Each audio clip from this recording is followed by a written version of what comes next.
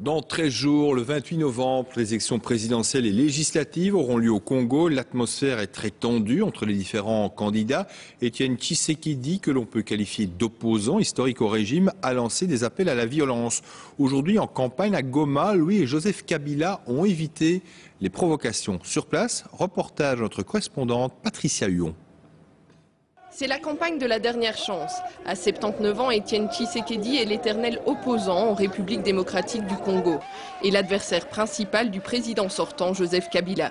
Convaincu du soutien de la population, il pense que cette fois-ci, c'est la bonne. Partout où j'arrive, le peuple congolais m'appelle président de la République du Congo. Donc, je n'ai pas de campagne à faire. Depuis quelques jours, le candidat sillonne pourtant le pays et cela ressemble bien à une campagne électorale. Hasard du calendrier, il est arrivé à Goma 1 heure avant le président Kabila. Une situation à risque dans cette période préélectorale déjà entachée de violence. Mort de manifestants, arrestations arbitraires mais aussi appel du leader de l'opposition à casser les prisons. Des propos qu'il justifie en les qualifiant de légitime défense.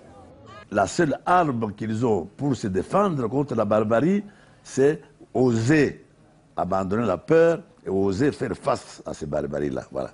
Faire face, par exemple, aller casser la prison pour sortir des forces, les combattants qui sont illégalement arrêtés. Mais à Goma, point d'incitation à la haine et aucun accrochage entre les deux camps. Devant environ 5000 personnes, Étienne Tshisekedi a parlé éducation, infrastructure, paix. Des défis majeurs, particulièrement dans l'est du pays, ravagé par des années de guerre. C'est sur ces mêmes promesses que Joseph Kabila avait été élu en 2006, mais son bilan est mitigé.